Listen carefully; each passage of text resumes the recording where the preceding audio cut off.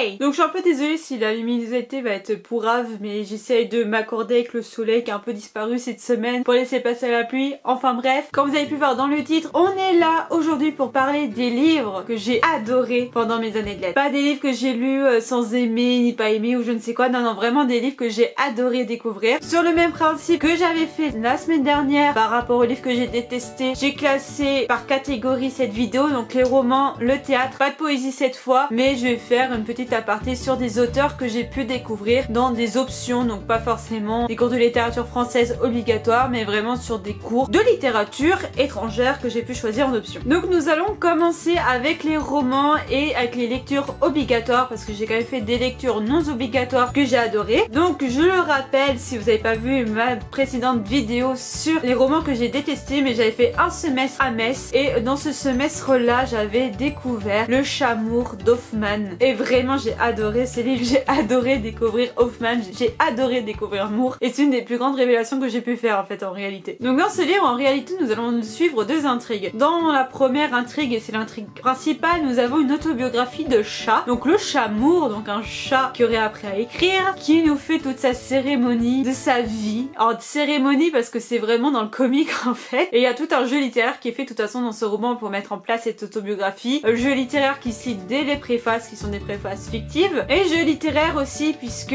on a une deuxième intrigue qui est liée au Chamour, mais en fait qui est par fragments cette fois-ci, parce que Monsieur Chamour a écrit son autobiographie et il s'est servi de papier comme buvard, et en fait ce papier qui a servi de buvard a été imprimé en même temps que son autobiographie, donc ainsi nous avons des fragments de l'histoire d'un certain Chrysler. Bien évidemment c'est fait exprès par Hoffmann, hein, il a pas écrit une histoire sur Chrysler pour rien. En quoi ces deux intrigues sont mêlées, ça je vous laisse le découvrir. Alors pourquoi j'ai adoré ce roman? Parce que j'ai eu l'occasion de découvrir Hoffmann autrement que par ses contes qu'il a pu écrire. J'ai adoré découvrir Hoffmann avec ce roman, j'ai aimé ce qui avait été abordé dans ce livre, j'ai aimé découvrir une partie de la culture germanophone. Alors attention, si on a tendance à dire qu'Hoffmann est allemand, en réalité il était prussien, donc ça n'a rien à voir avec l'Allemagne d'aujourd'hui, on est d'accord, donc un peu la culture prussienne de l'époque, si je peux m'exprimer ainsi. J'ai beaucoup aimé ce qui avait été écrit dans ce roman, découvrir le Chamour, découvrir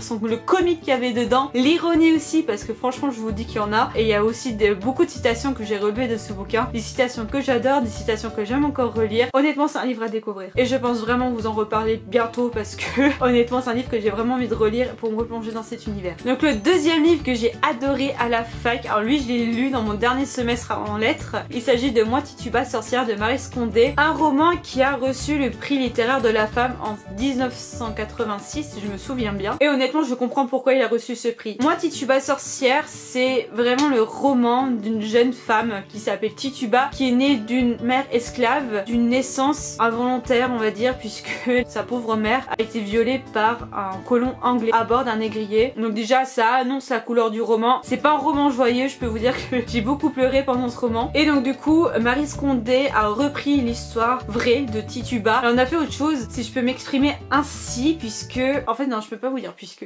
sinon c'est vous spoiler, mais en gros ce qu'il faut comprendre c'est qu'elle a repris le dessin de cette jeune femme pour en faire un roman, et ce roman est vraiment spectaculaire. Ce roman est pris d'émotion, ce roman reflète beaucoup de choses du passé esclavagiste qu'il y a eu, ce roman reflète beaucoup de choses, j'ai envie de dire, qui est encore existant aujourd'hui mine de rien. C'est un roman qu'il faut découvrir, c'est un roman qui fait réfléchir, c'est un roman qui est juste incroyable, et je crois que avec un bon groupe de personnes qu'on était à la fac, on est quand même unanime pour dire que c'est un des meilleurs livres qu'on a pu nous faire découvrir. Je pense que tout le monde est unanime là-dessus. Alors peut-être il y aura des exceptions, mais en tout cas je pense que vraiment tout le monde a réussi au moins à être pris d'émotion par Tituba, et j'ai envie de vous dire que d'un côté vous n'êtes pas pris d'émotion pour Tituba si vous lisez ce livre, excusez-moi mais c'est que vous êtes sans cœur, parce que honnêtement c'est une histoire prenante, et ça faisait très longtemps quand j'ai lu ce roman que j'ai pas été autant prise par un roman, que j'en ai pleuré des larmes de mon corps, parce qu'il y a des scènes qui sont violentes, qui sont pas agréables à lire, c'est des scènes un peu dérangeantes j'ai envie de dire, mais ce sont des scènes qui reflètent quand même d'une réalité qu'on a retrouvée à l'époque mais qu'on peut aussi retrouver aujourd'hui. Mais c'est surtout une figure féminine forte quand même, Tituba. Honnêtement dans ce roman c'est une figure féminine très forte. Je suppose que dans la réalité historique c'est pareil, mais je pense que si Maryse Condé a voulu reprendre ce personnage c'est quand même pas pour rien. En plus, enfin j'ai envie de dire, la plume de Maryse Condé est tellement vraie que j'ai pu ressentir vraiment chaque émotion qui sont dans ce livre en fait, la joie, la peur, la tristesse, l'inquiétude de certains personnages. Franchement tout ça je l'ai ressenti, et ouais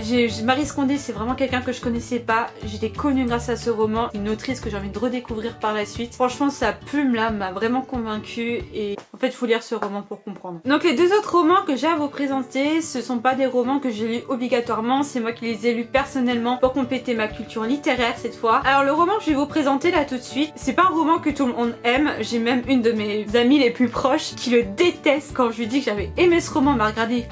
Comment tu peux faire pour aimer ce roman? Mais je vous présente La religieuse de Diderot. Alors c'est un roman, j'ai l'impression que je suis une des seules à apprécier ce roman. Dans mon entourage en tout cas, tout le monde me dit mais comment tu fais pour aimer ça? C'est incroyable, c'est impossible. Mais moi j'ai beaucoup aimé La religieuse de Diderot. Donc ce roman prend la forme d'un roman mémoire donc de Suzanne qui a été obligée de prendre les ordres sous le commandement de ses parents. Alors prendre les ordres en gros ça veut dire qu'elle a été obligée de se faire sœur, donc de faire ses vœux pour être sœur, mais comment vous dire qu'elle en a aucune envie. Pourquoi on l'a obligée à faire ça je vous laisse le découvrir, mais c'est le début d'une catastrophe pour la jeune Suzanne en fait, puisque vu que c'était pas son choix, vu qu'elle a essayé de se défaire aussi des ordres, bah, comment vous dire que les sœurs dans le couvent ne vont pas la laisser tranquille et la pauvre va se faire harceler mais d'une façon des plus horribles au monde. Et en fait malgré que cette histoire soit horrible, malgré qu'elle soit malsaine d'un côté, parce que enfin ce que vit Suzanne c'est vraiment horrible franchement, je vous présente Tituba mais alors Suzanne c'est pareil hein, ce sont des dessins de femmes mais horribles. D'ailleurs je me souviens plus forcément de la fin, mais en fait vous avez juste une envie, donc quand vous lisez ce livre c'est de savoir si ça va s'en sortir ou non. En tout cas moi de mon point de vue j'avais vraiment envie de savoir ce qui se passait à la fin et j'ai continué ce roman. Je lisais même en marchant, c'est un des romans vraiment de ma vie que j'ai jamais pu lâcher en fait pendant ma lecture, je l'ai lu d'une traite ce truc, et je pense que c'est beaucoup la plume de Diderot qui a fait, mais c'est aussi que bah voilà je voulais vraiment savoir la fin et c'est vraiment un livre que je me suis prise d'émotion. Il a été adapté au cinéma, donc si vous n'avez pas forcément envie de le lire vous pouvez le regarder au cinéma, mais je pense vraiment que ce sera pas la même chose si vous le regardez au cinéma, puisque vous n'avez pas les sentiments de la jeune femme, vous n'avez pas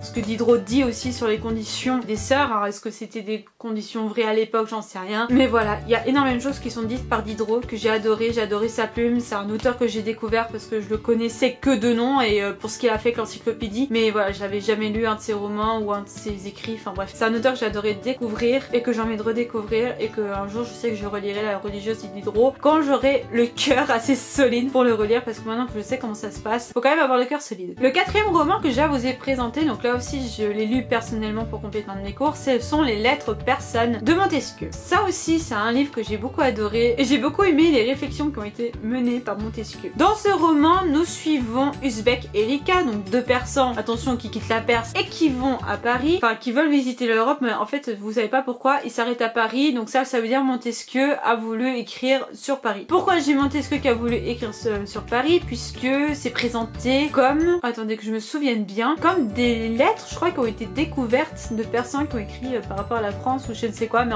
c'est un jeu littéraire tout ça. De toute façon ce sont pas de vraies personnes qui ont écrit, enfin c'est Montesquieu voilà qui a écrit son roman épistolaire, donc son roman par des lettres, et qui grâce à des personnages orientaux va écrire sur sa perception de Paris, et donc ses écrits philosophiques passent par ses lettres. Et j'ai adoré découvrir en fait le Paris du 18e siècle et décrit par Montesquieu. J'ai aimé découvrir tout ça, et aussi j'ai aimé réaliser que Montesquieu a écrit des choses dans son bouquin qui sont encore perceptibles aujourd'hui, et j'ai beaucoup aimé retrouver toute cette ambiance. J'ai beaucoup aimé la plume de Montesquieu, j'ai beaucoup aimé ses réflexions. Après si on aime ou pas ce roman, je pense que c'est personnel, ça sera peut-être pas le cas pour vous si vous le lisez, ça sera peut-être pas le cas pour tout le monde. Moi je pense que c'est quand même un truc à découvrir, au moins lire quelques lettres, au moins lire les lettres les plus connues peut-être. Après c'est pas forcément un truc que philosophique, il y a une histoire autour de ces lettres, évidemment il y a une intrigue hein, tout au long, il y a une fin qui explose qui a rien à voir avec les écrits philosophiques qu'on peut faire sur Paris. Ce sont des lettres qui explosent par rapport au harem d'Uzbek et de Rika, mais ça reste quand même sur une intrigue de voyage, et c'est un bon livre à découvrir, et c'est un livre que j'ai adoré, et c'est un livre que je vous invite à découvrir. Donc on va passer par la catégorie théâtre, et la première pièce que je vous ai présentée est La Maison de Bernarda Alba, qui est une pièce espagnole que j'ai découvert en première année, et honnêtement je vais vous lire le résumé de l'édition qui s'affiche ici. De toute façon c'est l'édition de Folio Théâtre, je sais même pas si elle est disponible en plus dans une autre édition, mais je vais vous lire le résumé parce que honnêtement j'ai pas réussi à la résumer dans mes propres mots, ça fait trop longtemps que j'ai lu cette pièce. À la mort de son mari, Bernarda décide pour marquer le deuil que ses filles ne sortiront pas de leur maison pendant 8 ans. Ce huis clos se déroule dans l'âpre atmosphère du sud de l'Espagne où, entre censure et anathème, les femmes sont reclues et l'amour est frappé d'interdit. Jalousie jalousie a une désir et passion s'exacerbe. Un homme hante les rêves des 5 sœurs. Il doit épouser l'aînée mais la plus jeune s'éprend de lui. Telle est la bombe qui explose au milieu des rivalités, des frustrations et des perfidies. Donc une intrigue familiale, une intrigue amoureuse et honnêtement cette pièce est vraiment frappante et je crois que c'est une des pièces de théâtre que j'ai le plus aimé jusqu'à ce jour. C'est une pièce de théâtre qui mêle des passions, qui mêle beaucoup de choses, il y a beaucoup de symboles en fait dans ce roman, n'importe quoi. Dans cette pièce de théâtre, je m'en souviens pas assez pour vous en parler, pour être sûr de ne pas vous spoiler, mais le destin de la jeune fille dont on vous parle, la plus jeune qui s'éprend de l'homme que son aîné doit épouser, ce destin-là m'a beaucoup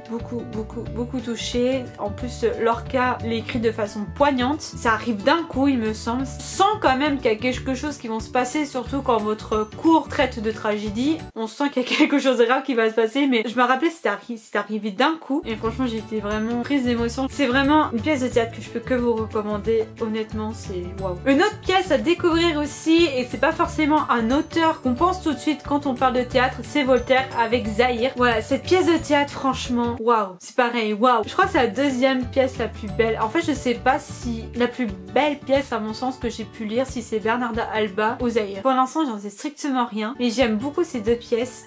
Bon ça n'a rien à voir, mais voilà, Voltaire a écrit sa pièce en vers, donc c'est encore plus joli, c'est une tragédie aussi. Dans cette pièce nous suivons Zahir, une jeune chrétienne qui a été élevée en islam. Voilà, on est au temps des croisades, donc je pense que ça a été pris en montage, il me semble même. Je m'en souviens plus exactement d'intrigue. Un sultan nommé Orosmane s'est pris d'elle et il se passe un truc quand même où Orosmane est prise de jalousie et avec des quiproquos. Est-ce que Zahir va rester intact? Ça, je vous laisse le découvrir bien évidemment. Après, c'est une tragédie, donc on peut se douter de ce qui peut se passer. Mais au-delà de ça, il y a aussi une intrigue familiale, puisqu'il y a un père qui retrouve ses enfants après beaucoup d'années, il me semble. Franchement, c'est un peu flou là, dans la façon dont j'en parle. Mais en fait, c'est énormément de choses qui se sont passées dans cette pièce, énormément de choses qui m'ont pris aux tripes. Je pense pas qu'on s'ennuie pendant cette... C'est une pièce que je l'ai lu traite aussi. Mais c'est vraiment une pièce aussi où j'ai été prise d'émotion par les personnages, par l'intrigue amoureuse qu'il y a. Mais voilà, il y a énormément de choses qui se passent dans cette pièce que je peux pas forcément vous raconter parce que c'est un peu spoilé je pense. Et je disais qu'il y a énormément de choses qui se passent dans cette pièce et je pense que c'est vraiment une pièce à découvrir. Enfin, une pièce de théâtre ça prend pas énormément de temps à lire, en plus on peut y regarder.